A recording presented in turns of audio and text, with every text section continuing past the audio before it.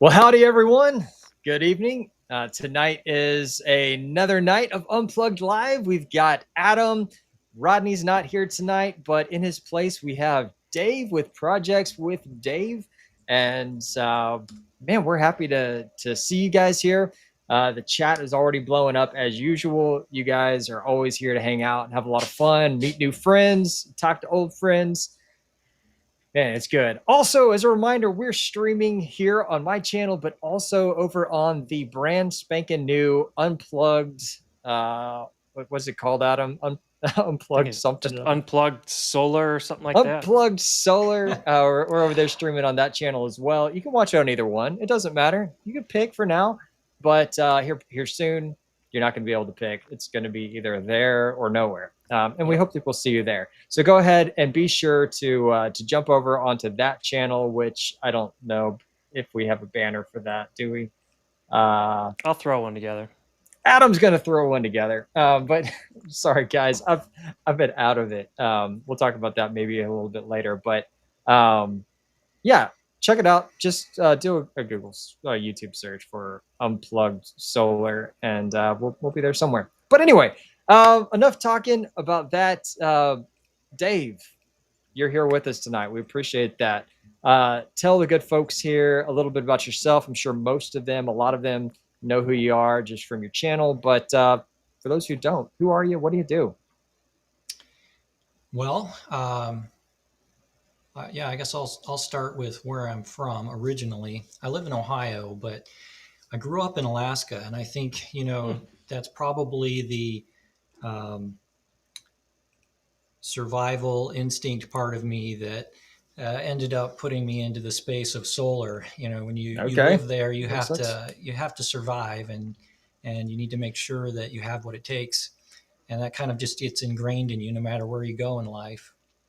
But yeah, that's where I grew up. I lived in Florida briefly, Brazil briefly, but almost my entire childhood there. And then went to college in Ohio. Ended up staying in Ohio, and that's where I raised my family. We bought a piece of property back in 2003 because we wanted to live out in the country, but we couldn't afford a wooded lot at the time. So we bought a bean field. It was just an old farm field, and planted 6,000 trees, little seedlings. And those trees are all grown up now. You've probably seen them in the background in some of my videos, but I have a forest now, and we built our house. My kids and my wife and I, we took us about 2 years to build our house, and it's concrete from the footer to the roof. We used ICF construction, and we built it all ourselves, poured all the concrete ourselves. And then once I had all of that together, I used electricity for everything.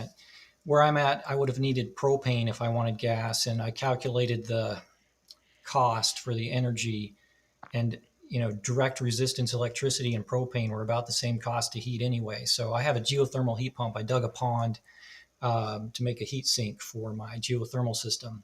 Nice. And so I have a pond loop geothermal system, and with the ICF walls, it's pretty efficient. And so once I had all that built, the obvious next step was solar. And back when I was looking at it, I didn't think that solar would make sense in Ohio. But after running the numbers and looking at the options, I determined I could do it. And I actually, I got several quotes, and I was going to have someone install it. And I'm kind of a DIY guy. And like at the last minute, I couldn't do it. I was like, I can't pay someone to do this. The payoff time period was longer than I wanted. So I did it myself. And when I was building my house, I looked at a lot of YouTubes. Like I needed to do a crane. So I got some crane training on YouTube and, whatever it was. So right. I thought, hey, this is my opportunity to give back to the YouTube community. And I just had my son film my original solar install with my cell phone and a cheap lavalier mic I got off of Amazon, and it took me like 6 months to put the video together. And I'm not a social media guy. Like I hate social media. So I didn't have any social media, nothing whatsoever. So I had to figure out how to make this channel. I come up with some stupid name, Everyday Dave. I'm just an everyday guy you can relate to. So I posted the video finally, and it got, 1 or 2 views a day, sometimes none. I'm like, great, I don't have to do anything with that. I went on about my life. And then some months later, I had the channel open for one reason or another, and it was getting thousands of views a day. It was at 30,000 views and just climbing. Nice. And I thought, wow, that's interesting. Awesome. I wonder what happened. So then I was like, well, I guess I owe the community a follow-up. So I made 2 more videos. One was, what it cost to install it, and the other one was how it was performing. And between those 3 videos, my channel was launched. So that's how I ended up in YouTube, not intentionally. Accidentally became a YouTuber. That's hilarious, man. So you've got all sorts of cool projects going. First off, how many trees did you say you planted, and were they by hand, or did you have some sort of automation? Tell us about that. Good question. So usually when I do a project, I use it to justify getting tools. So of course, I justified buying a tractor, and I got a used tree planter. It took us 3 days. A lot of it was my wife and some friends riding on the back while I drove the tractor, and they were putting trees in.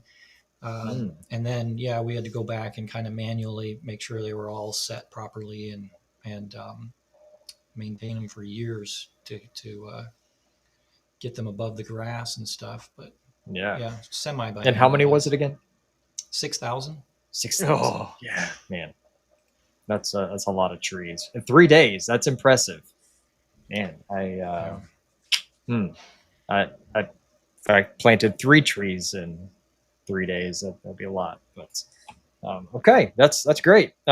Cool tool though. And have you used it since, or did you sell it? I mean, I used it when I put in the dam for my driveway. It goes over a dam. In order to build my pond, I had to dig a keyway and put in a dam. And so, I used it for the whole construction of my house. I used it to maintain the trees since, I planted them. I used a brush hog to mow. It's 13 acres. So gotcha. Nice. I was mowing all 13 acres while the trees were growing. Right. Well, that's awesome. Well, we've got some photos that we're going to take a look at here in a second from some of your projects. They look really cool. We'll have you tell us about them. First, let's do some shout outs. Joe Schmidt, man, I saw that email come through just before we started. I haven't looked at it yet, but have fun at Scouts. So I guess you're not even listening to this anymore. But if you get the chance to come back, but we'll take a look at that and we'll share that probably next week. Man, we've got a bunch of people in the house. And also this is kind of cool because I'm seeing the comments, and Adam, you already know this, but I'm seeing the comments both from over on the new channel where we have Color Maker and Roy Amberg and Betty Powers, and Grace Fisher. Man, they're all hanging out over on that channel. I guess that's the new place to be. And then of course, I'm also seeing the comments from right here on my channel. So that's cool that it's aggregating. Sorry, just kind of nerding out about the software there for a second. But yeah, we got Color Maker, Eric P, Donnie Thomas, Richard Bizon, probably butchered that. Sorry. Of course, Jim and Sav, Roy Amberg, Unplugged DIY Solar. They're here too. That's cool. Let's see who else is in the house with us tonight. Mike E, Brian Cox, Elkwood Bear, Nebraska DIY Solar.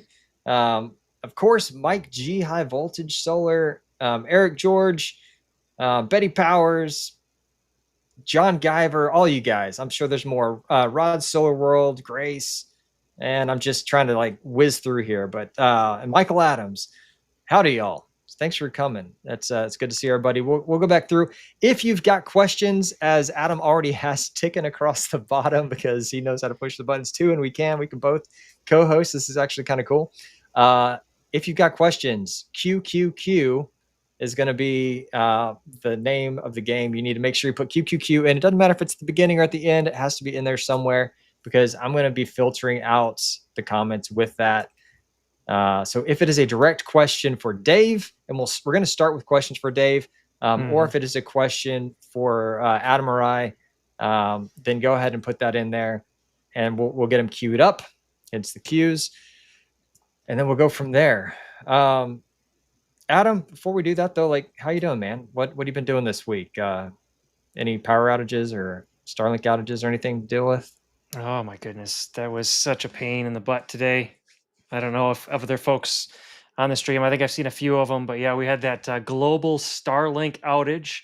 Figures I've had Starlink installed, and last week was the week that I disconnected my other internet provider, and then I have 2.5 hours of an outage today.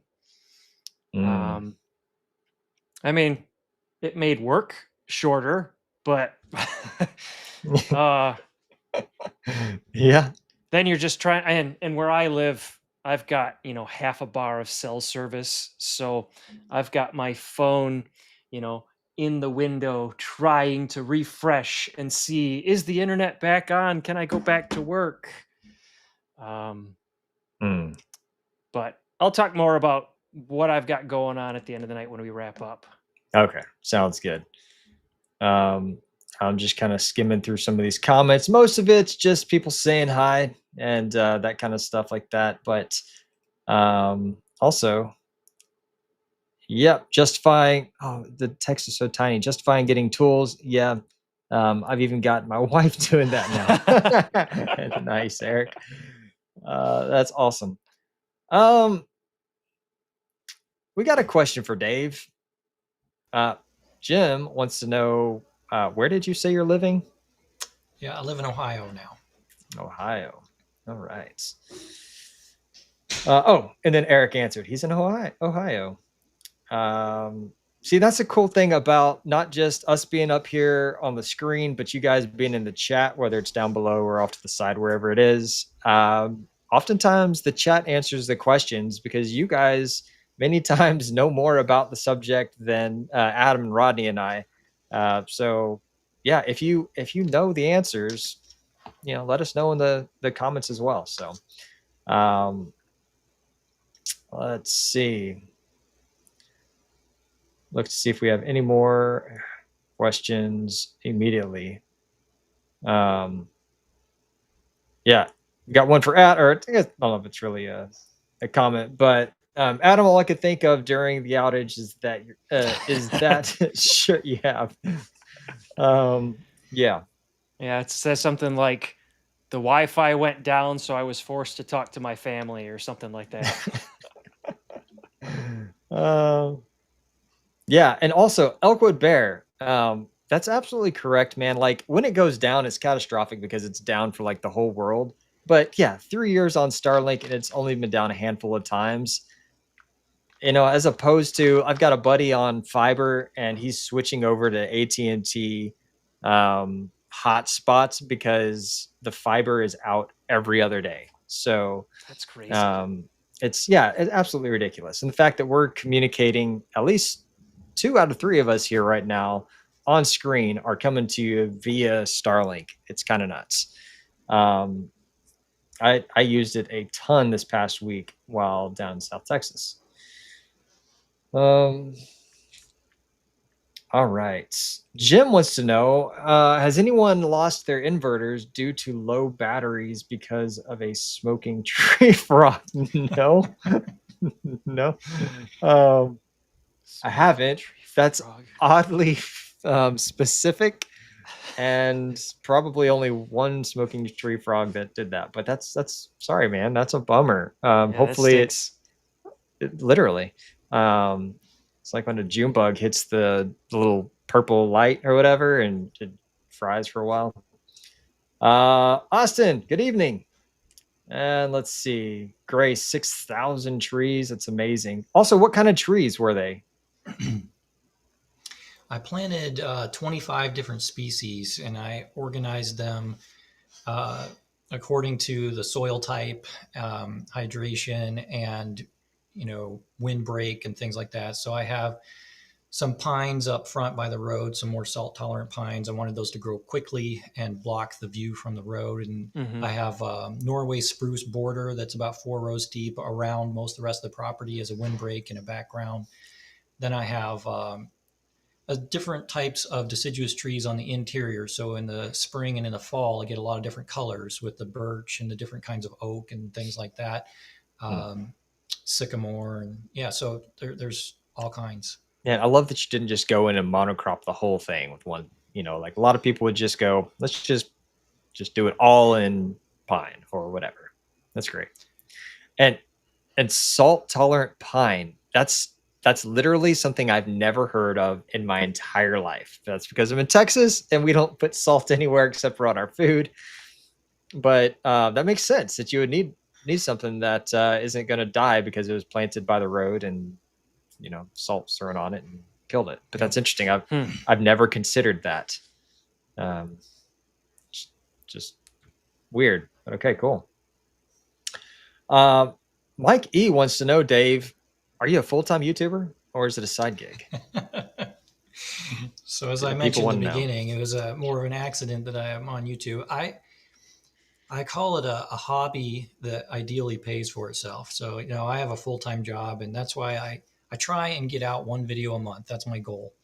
But I have a family and I have a full-time job, and my goal is through like affiliate links and ad revenue to have enough income to pay for the activities that I'm doing, whether it's helping somebody install their own system or expanding mine or just testing out some equipment. I don't want to be putting out my own money that I work for on my day job to pay for my YouTube channel.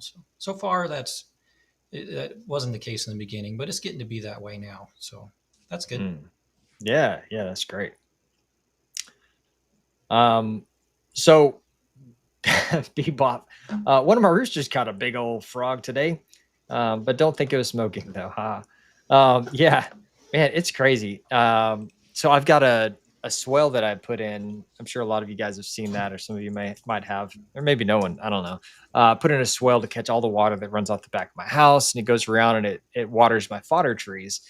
And because I've been lazy lately, and I know I said I wasn't going to do this, but I just have been putting the water sprinkler on to just like shoot over the fodder trees all day long. And then I let my goats free range. And that's the only thing I don't want them to eat is that one area. So it keeps them away from it. But the swell is always full now. It's really more like just a really long pond. But the amount of frogs that are in that thing, just insane. The tadpoles are nuts. And so I keep thinking we're going to have a frog invasion at some point. But as soon as they start hopping out, the chickens just devour them. So it's actually making chicken food as well as goat food and rabbit food. So that's kind of cool. Like that function stacking is on fire this summer.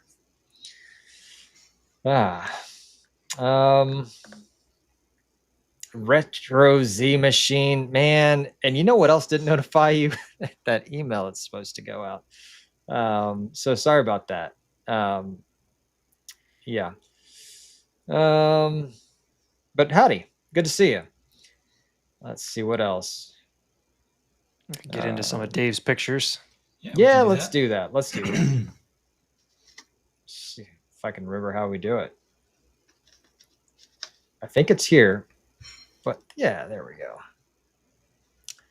All right, Dave, what are we looking at? Yeah, I mean, solar that's panels, but a down view of my shed. This was an expansion I did. I was looking for more real estate to add panels, and I'm like, hey, there's some space on my shed. So I used that opportunity to trial microinverters. I hadn't done microinverters at the time. And in this particular setup, I was testing bifacial and standard panels with a white roof background. So the microinverters allowed me to measure each panel independently. A lot of people were asking on my channel about bifacial panels on a roof. Is that any good or not? And so I have a video that shows the results from that. Fantastic. Yeah, that's just assembly of those panels on that roof. Okay. That's my first install there. Before we move on, like what's the total wattage of this roof?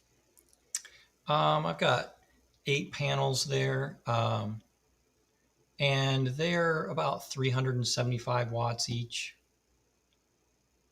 It's a pretty small array. And the bifacial gain, did you get much? Just the short answer. I know you've got the video talking about it. Yeah, so Interestingly, the one on the end where the white edge of the roof would catch the sun and it would kind of bounce up under the panels, that one saw, some measurably significant gain. The other one's not a whole lot, but it wasn't zero. Not nearly as good as on the ground. Right. And that's with a white roof. If you space the panels out a little bit so the sun could hit the white roof between them, then you could see some gain that way. But then you're losing real estate to put panels on and paying for more racking. So there's diminishing returns there. That really is something I hadn't considered, though. If you're only able to fit, say 4 panels on there, but you can shift them around just a little bit. If you can open them up in between, that would allow for that extra sun to come in and hit it. So I've just never considered that. That's a good point, though.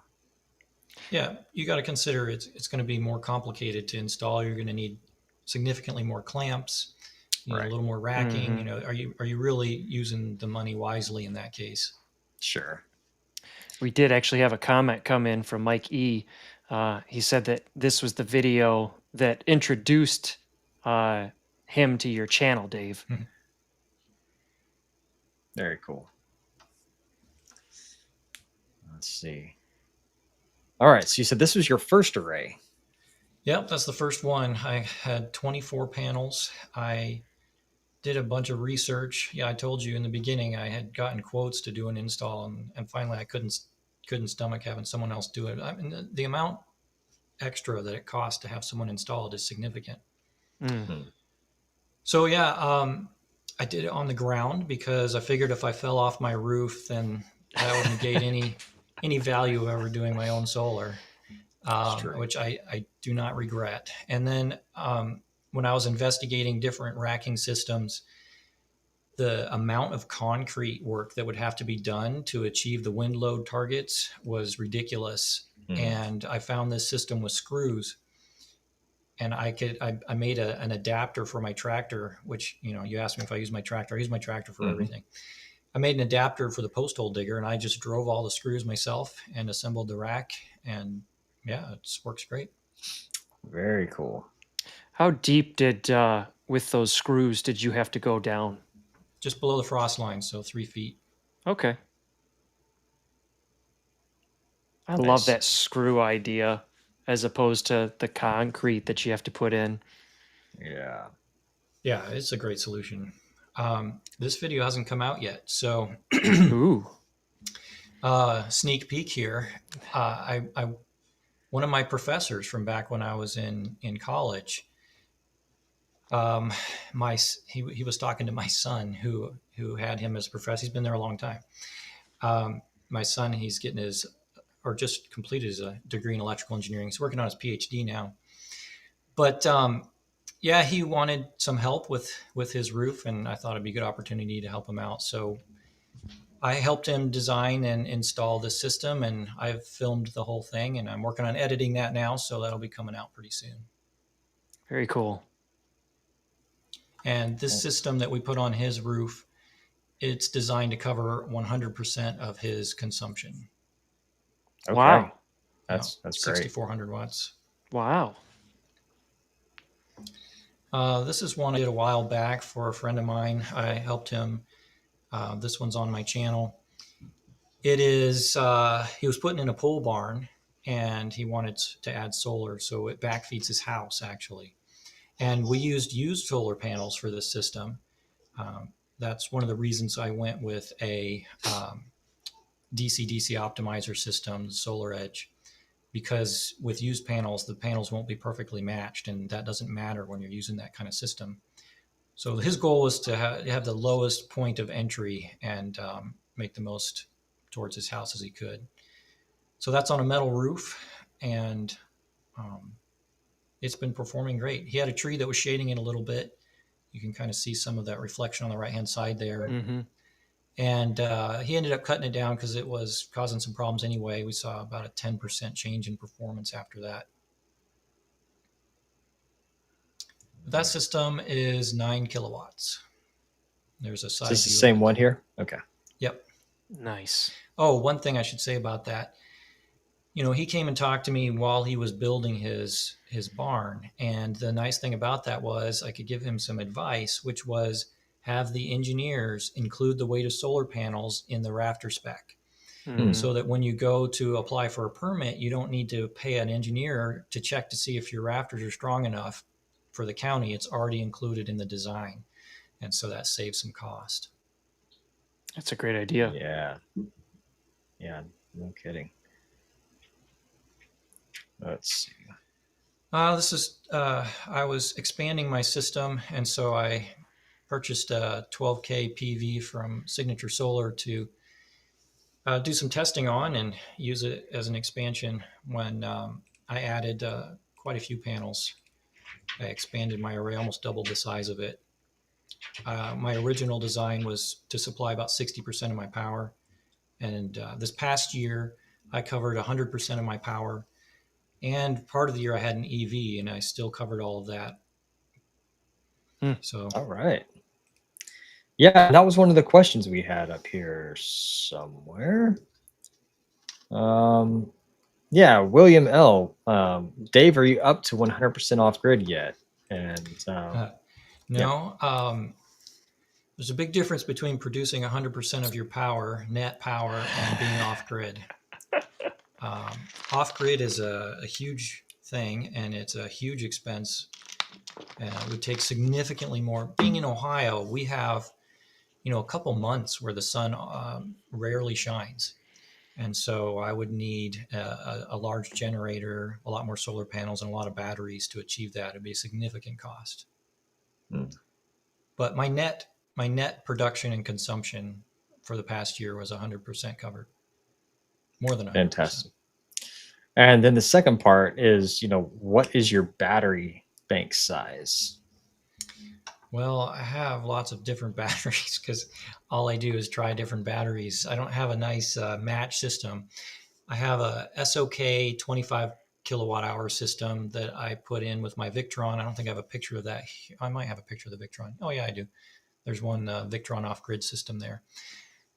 That is my main emergency backup system. So 25 kilowatt hours for that. But since then, I've got the 12K PV, and I have 15 kilowatt hour DIY batteries. I've been connecting to that, and that can run my AC and everything off grid.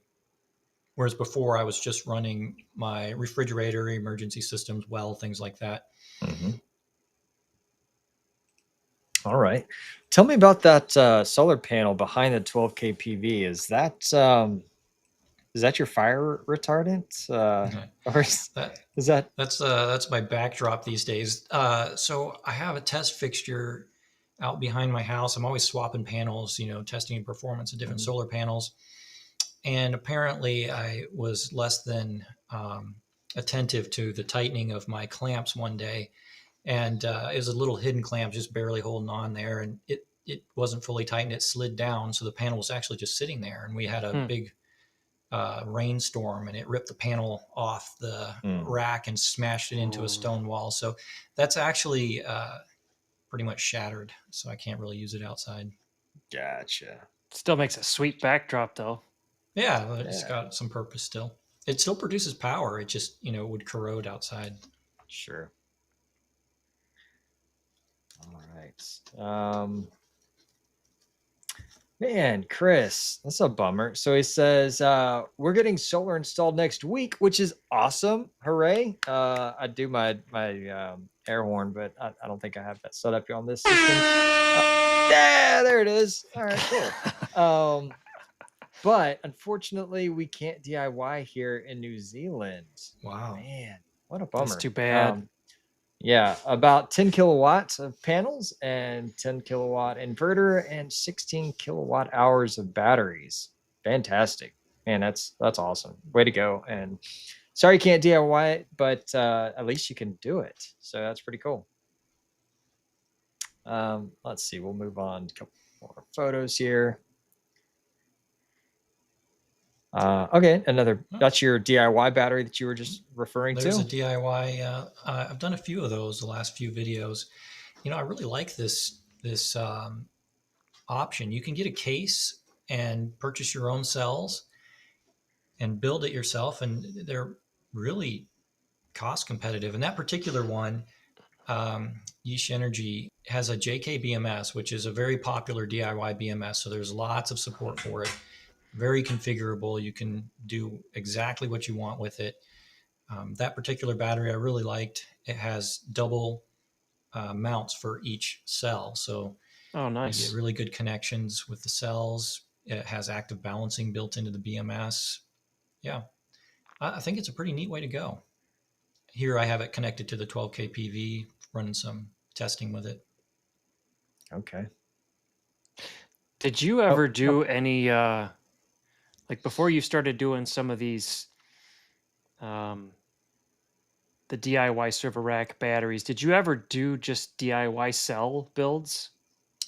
I have a video for a 12 volt DIY cell build. Yeah, you can do it. I'm not a big fan of that execution. Mm-hmm. Yeah, It can get messy. it's just if cost is the most important thing to you, and safety and all these other kinds of things are not that critical to you, then yeah, maybe that's the way you got to go. But these days there's so many solutions like this where you can get a case with the BMS and all the cabling and everything already connected. You have a hard time doing something a 100% DIY. And this even has a fire extinguisher in it, that little red puck on the side there. Okay. interesting. Cool. So I've done a little bit of it, but not a whole lot. It amazes me how even in the last 2 years, like these DIY kits weren't an option No. when I built my first batteries a few years ago. But now, I mean, this only makes sense because you still can have that DIY touch of seeing how everything goes together, Mm-hmm. but you're not lacking for any potential safety options Or feature. or Yeah. features. Right. Yeah, one limitation here, it's not UL listed. So Yes. if you need that for a inspected install, you're not going to be able to go this route. But if that's not required, then yeah, this is a really neat solution. Before we keep moving on that, Elkwood Bear had a question, and he wants to know: are the ground screws also known as helical piles? No, it's the same kind of thing. Okay. Yeah, Roy says they're the same but different. Okay. Cool. All right. Let's move on a couple more of your photos here. Oh, this one's right on top of us. This is a fun build. This video did not get a whole lot of views, actually, but it was fun to do. It was my recycle project. So the post, I needed a wood rack for storing firewood, and I wanted to utilize solar panels as the roof for it because I didn't want to spend money on roof material when I could use solar panels, right? So I sourced the wood for it. Those are recycled crossbars from power poles. So I got those for free. And the hardware, most of the hardware I used to put it together was from that as well. And then I did purchase screws. So I used screw pilings for those as well. And then the solar panels were Dents and Bents solar panels. So they were new, but scratch and dent panels. So it was kind of a recycle there. And then the bins were recycled from a mulch place near where I live. So I got those pretty cheap. And very cool. Yeah, it's a tiltable system. It's let's see, what did I calculate that at? Yeah, it's about 3,200 watts. And I use that for lots of testing now.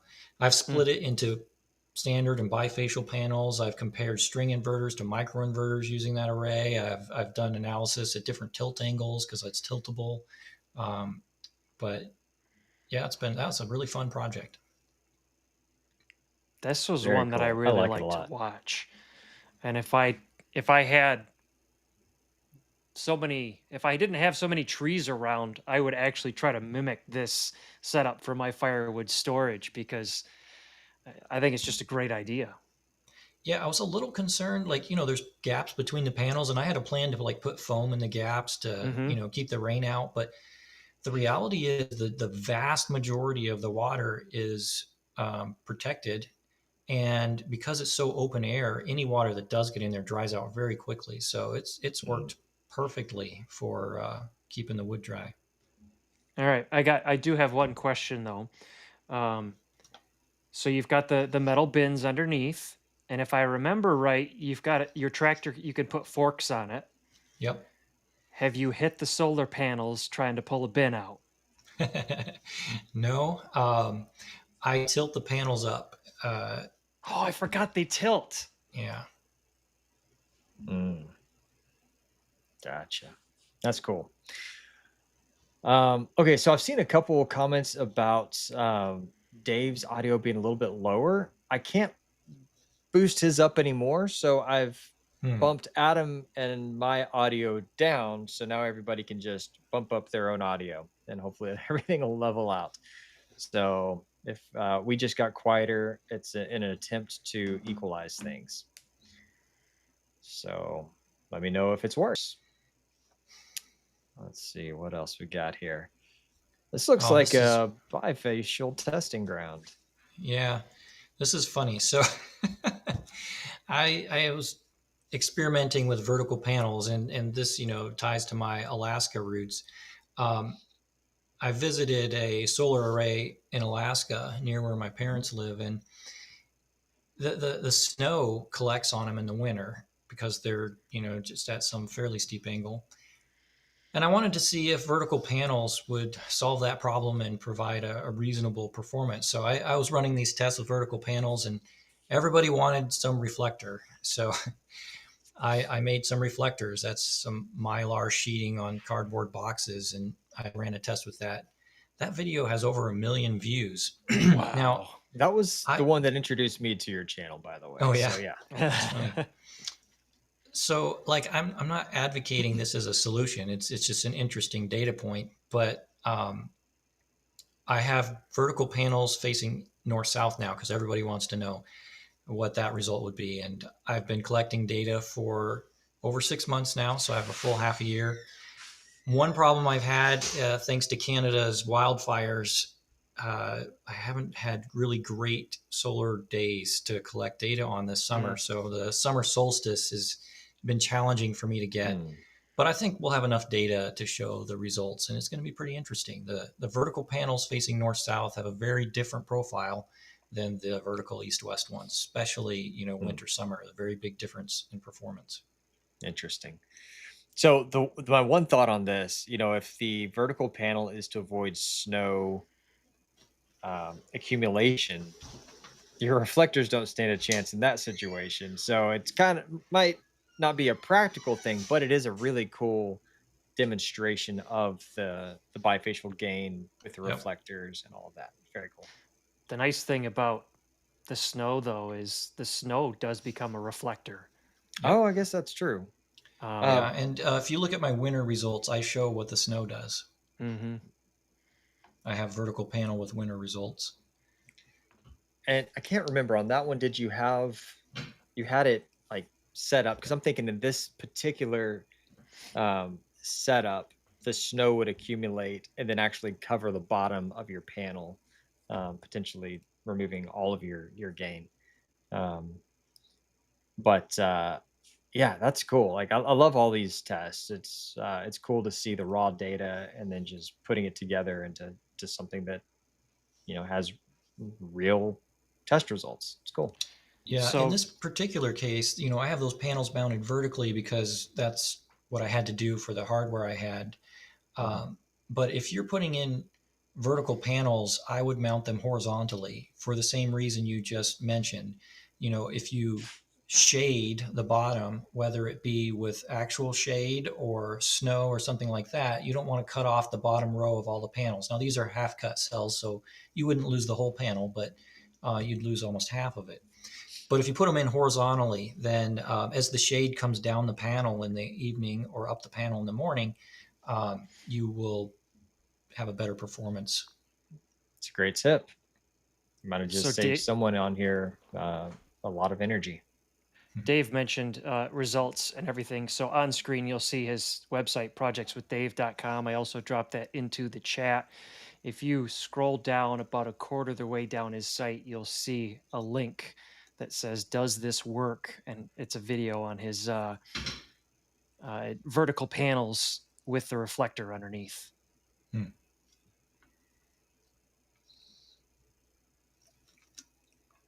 Yeah, so there's the expansion of my main array. So in order to expand, I had standard panels in my original install. The bifacials weren't a thing back then, at least not, mainstream. So I took all the panels from the top row, and based on my previous performance analysis, the higher the bifacial panels, the better performance. So I put the monophase panels on the bottom and replaced or extended the whole array, and then the whole top was bifacial, so about doubled my output there. That's why I needed another inverter. My Solar Edge inverter, which is what I had for my original install, couldn't handle that many panels. It was only 7.6 kilowatts, so I needed more power. You know what I'd be interested to see the results on, Dave, is run your results for a year with this configuration and then swap them to where the bifacials are on the bottom row, and then see if that does need anything to change it. That's a lot of work. Easy for me to say, for you to do. you can see that the two panels on the end are both bifacial. Right. And the higher one always does better than the lower one. Okay. So you know this. It's good. Very cool. Rodney's here. Or at least he was. Howdy, Rodney. Welcome. Get back to work. All right. Man, we got a bunch of more people in here. I can't remember who, but I remember I've seen some. Steven and Chuck and Brian. I think Brian wasn't here earlier. And then, of course, Austin. We shouted him out earlier with the comments. I'm going to go through here and look for some more comments to look for.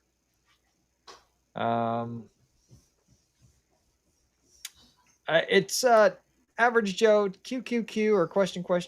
I guess it works the same, except I can't search for this one. If I leave this stream up and running and I go back outside to throw down some panels, true DIY style, will that be okay with you? Absolutely. We'll be okay with that. Just, so if you're still here, that's great.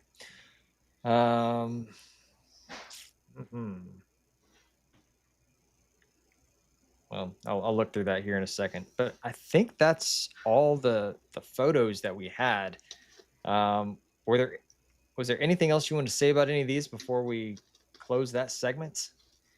I think there was one more that was a Victron off-grid system we could touch on if you have that one in the I don't see that queue. one in here.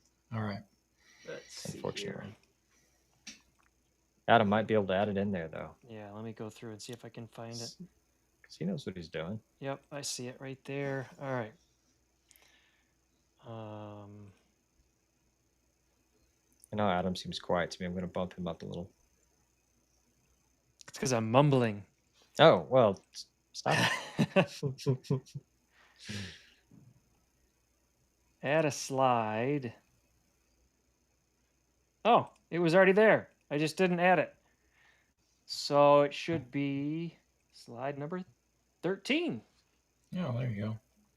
Yeah, so this looks like a jungle now. But I started with, one Victron inverter there, the one on the top left, and a couple of SOK batteries, and I was powering just my fridge. And then I expanded to two so that I could have split phase, and expanded the number of batteries to 25 kilowatt hours. And then I added the solar charge controller at the top there. And, this is a good illustration of the complexity of a modular system versus an all-in-one like the EG412K PV, which has all of these components in one box. Now, they're not the same. This uses toroidal transformers, so you have full isolation. It has a very long track record, so really dependable, reliable equipment. But it takes a lot more to wire it, and it's more expensive. There's a lot of things to consider when you're putting in a system. But a lot of people use Victron for their off-grid systems, Mm-hmm. mostly because, right now there's very few of them that are UL listed. So if you're doing any kind of on-grid stuff, it's not a great option for you at this time, but maybe in the future. I think the 3K and the 5K recently went UL listed. Yep. So okay, Very so cool. we've seen a couple of different inverter setups that you have.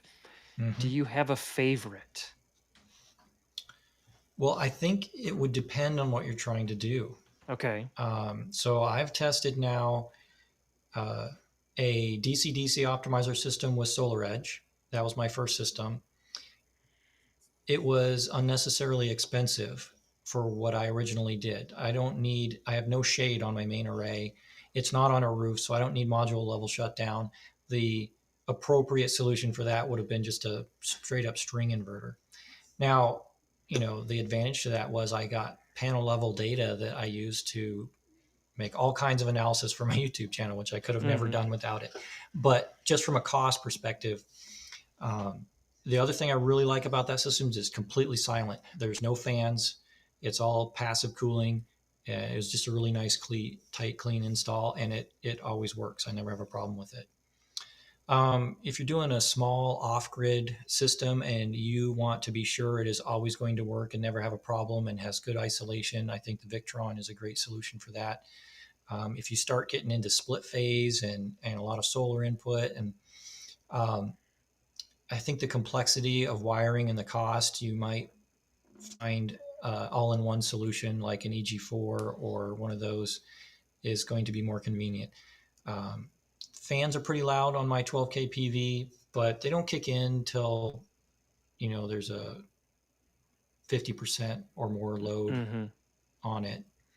But I like to work in my garage, and I don't like fan noise, so that's a detractor for me. But from a cost and performance, what you get for what you spend, it's really hard to beat that system. So I don't know if that answers your question. I think your favorite and then the microinverter. So I use microinverters on my professor's roof, the one we just did, based on my research that I did on my shed and some collaboration that I did with a local off-grid system designer here near where I live. And he spent a lot of time with microinverters, and he recommended the ones that we used for this channel. And I've been testing them for over a year now, and I've had much better results with them than the ones I originally used on my shed, which I've had several failures. But microinverters, if you're going to go grid tie only and it's going to be on your roof, so you need module level shutdown, you don't have long runs, it's really hard to beat the microinverter for that kind of system. So completely depends on what you're trying to do. Yep. Yeah, I love that answer though, because it's easy to just get into like, this is the best thing and you need to absolutely use it for every situation. I've even got a video out on like the best off-grid inverter. Obviously it all depends on what you're trying to do in your situation, and that's great. I love the answer. A couple questions coming in. George wants to know, where did you buy your DIY battery? Well, there's several sources, and if you go on my website, projectswithdave.com, I have several tabs there: inverters, batteries, and so on. If you click on the battery tab, I have lots of options there. Turnkey systems and DIY systems that you can look through that I've tested, and the videos are on there too. You can look and watch the video, see the assembly, and see the test results, and see if it's something that fits for what you're trying to do. Okay. Rodney wants to know, what was your first ground mount called? The racking system.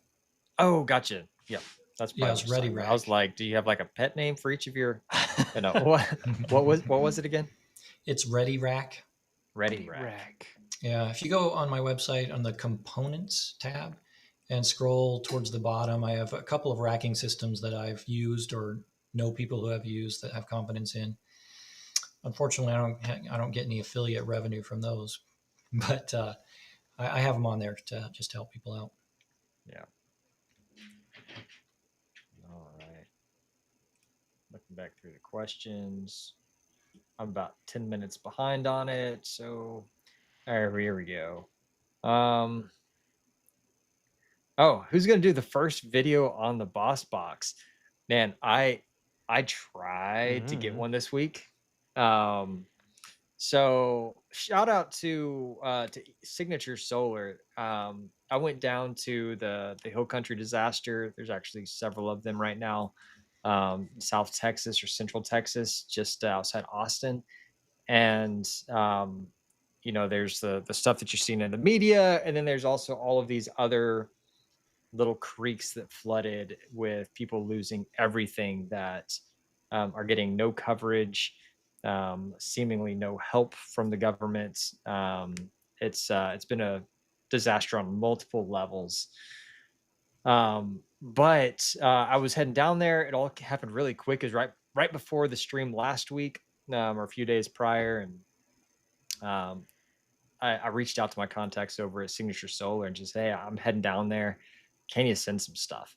And I was like, a boss box. I always get it confused, whichever one it is. Would be awesome and perfect for the situation. However, due to logistics and stuff, it just didn't work out. But they did hook us up, sent me down with a 6000 XP, 10 Aptos, whatever it is, Aptos, the bifacial panels, and then those buckets. I can't remember what the brand is on them right now. Like the ground mounts that are the buckets that you just throw some dirt in them. Yeah.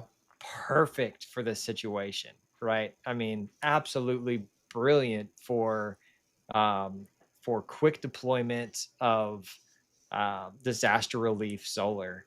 I mean, we were able to just whip them out, lay them on the ground, shovel some dirt in it, and just get it going really quick. And we were powering a massive air conditioner for a tent that was kind of being serviced as a warehouse. So it was cool. And then Big Battery, they also they decided to throw in two Husky 2s to send down with me. So just huge shout out to those guys for donating a ton of great equipment. So good companies and great products, and helped out a bunch of people. So that was cool. Cool.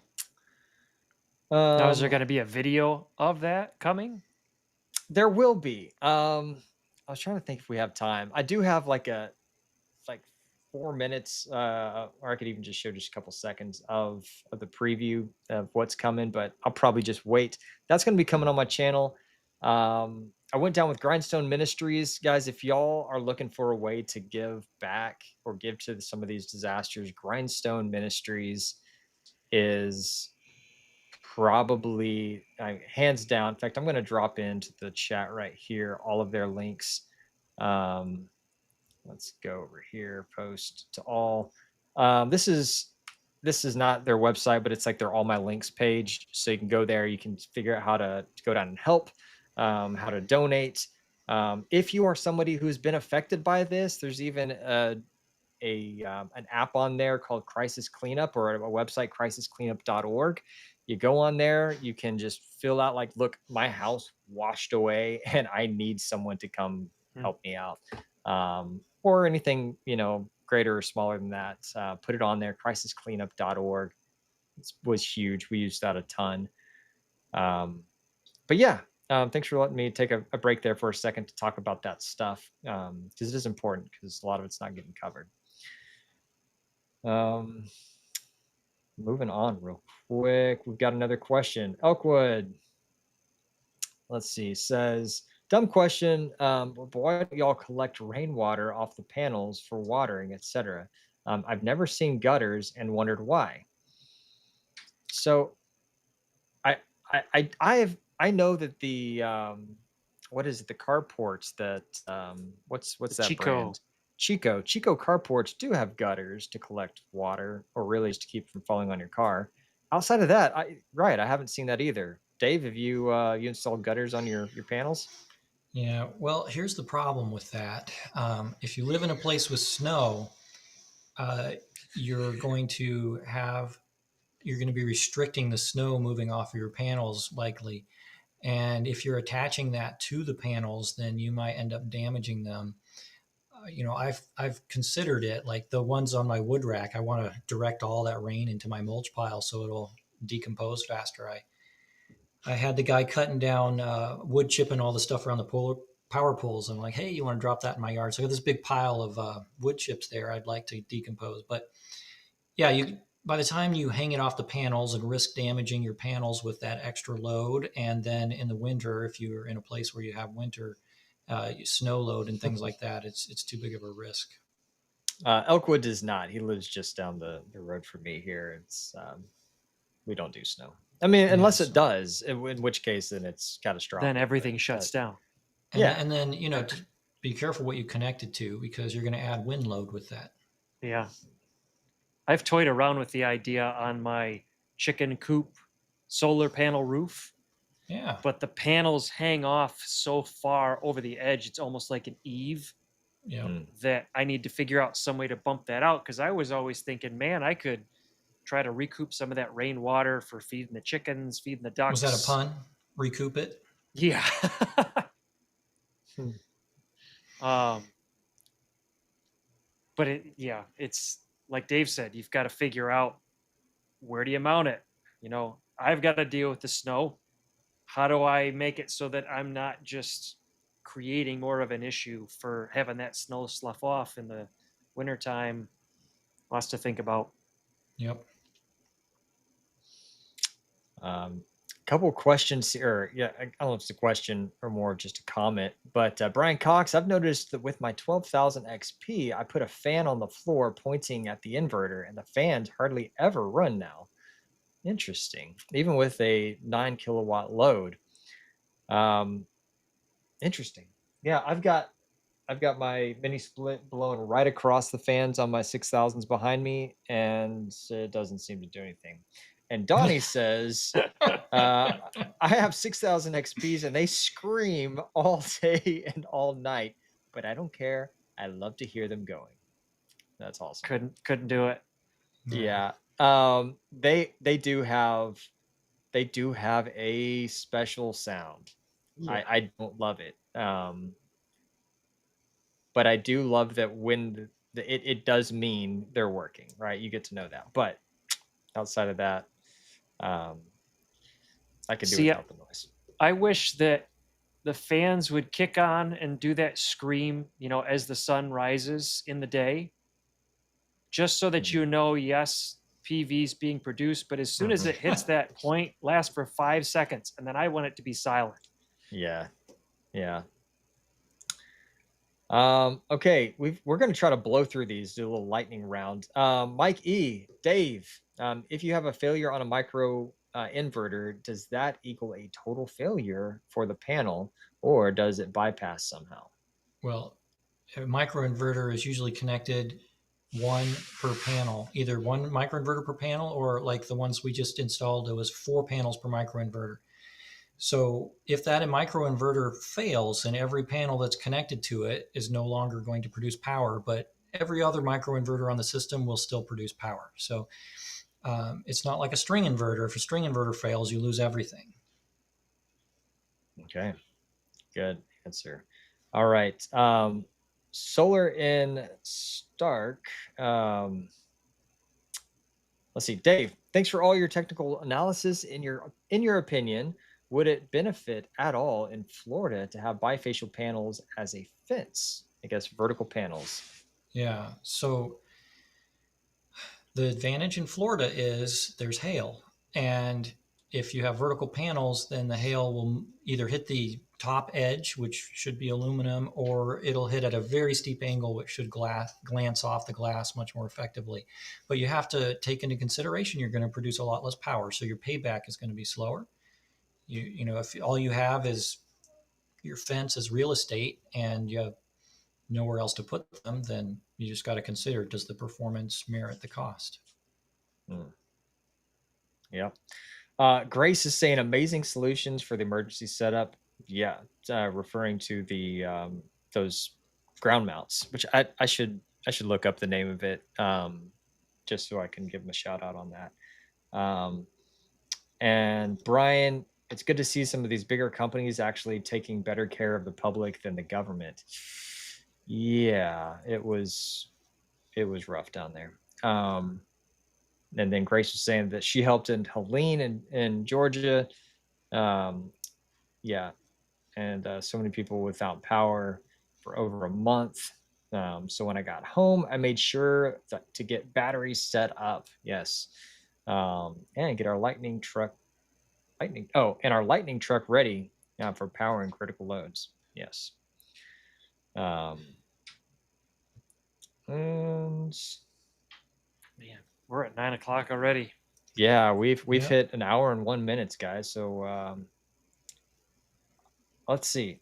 No QQQ, but we'll do this one as the last question. Carrie says, can you hook up a 6000 XP to a transfer switch directly? As your power, like instead of having a like a grid panel going to it, I would say it'd be out of spec for the manual. You're supposed to have the grid coming in, if that's what you're talking about, coming off of that 40 amp breaker. What are y'all's thoughts? I'm not saying I haven't done it, but what are y'all's thoughts? I think he's asking, can you feed it in like a generator to one side of a transfer switch? Is that the question? Yeah, if you can give us a little bit more, like on the input, the grid, or the load side. What are you looking for there? And then maybe we can answer that question. But in the meantime, Dave, why don't you? Any last thing you want? Yes, you said yes. Which one? Yeah, load or grid. Maybe we'll have to answer that question another time. We might have to. Yeah, thanks for having me on. It's been a lot of fun. I've enjoyed sharing this time with you guys. It goes fast, and it's fun to just chit chat with the solar community. I get a lot of questions, in my regular daily life, but it's good. I think this is a good activity you guys have going here, and thanks for having me on. I think it's an opportunity. People can ask some direct questions and just hear some honest chat on the topic. And instead of, when you make a video, you're trying to fit all this information into the shortest possible amount of time. At least that's what I'm always doing. And I'm going through hours of footage and trying to squeeze it into a few minutes, and you just can't cover everything. So this is kind of fun. Thanks for having me on. Absolutely. Adam, I'll give you a couple seconds or minutes or whatever you need, and then I'll see us out here. Well, I did put, we've got Dave's website link with all his data and the different products that he's looked at on screen. I also dropped his website or his YouTube channel in the chat, so that if you're not familiar with his channel, trust me, you will not be disappointed going over there. He goes through a lot of stuff, but it's good stuff. I mean, that vertical panel test alone, like you said, 1 million views, because everybody wants to know, can you do it? What does it do? So head on over there and take a look. I believe I'm on deck for next week. Next week will be the last week that we're doing this kind of round robin, different channel thing. We did end up creating a new channel. Again, if you're coming in late and haven't heard about it, Unplugged Solar, you can subscribe there. We are streaming to both right now, and then in 2 weeks, we will only stream to Unplugged Solar. Make your lives easier, make our lives easier. I do have a video coming out this weekend. I did a manufacturing tour of Midnight Solar's facilities. I've been looking forward to this one. That took me a long time. Like Dave was saying, you get hours of footage and you have to try to edit it down to something meaningful. So for whole hard drive full. Oh my goodness. So I think it comes out to channel members for me on what day is today? Thursday. Tomorrow morning at 10, and then for everybody else, it'll come out Saturday at 10 a.m. Eastern. So, Dave, thanks for joining us tonight. It really was fun. My pleasure. Just the knowledge and the details. I'm always a fan of the details. So keep it up. Eric, thanks for driving. Appreciate it. And, hey, it was like I felt like I was in an instructor car for like driver's training or whatever, driver's ed, because like you're basically driving right there along with me. It's great having multiple button pushers. But yeah, Dave, man, thanks. It was great to see you live for the first time, like, you know, person to person here. It's always great to meet fellow DIYers and solar enthusiasts. Thanks for coming on. Wealth of knowledge, and yeah, your channel is great. And definitely, if any of y'all haven't seen it, as Adam's already said, go check it out. Subscribe to Dave's channel. We're going to be doing a lot of stuff, like I said, on the Unplugged Solar channel, but that might also start opening up the opportunity for memberships and special hangout times and all sorts of cool stuff. So get ready. This is it's kind of a hard move for us, but it's a big move so that we can do the things that we really want to do with all of you guys and gals. I've got a bunch of stuff coming up, and it keeps stacking up more and more and more. Mike G, gonna be doing some high voltage stuff soon, so get ready for that. I haven't told anybody that yet, but that'll be fun. Excited about that coming.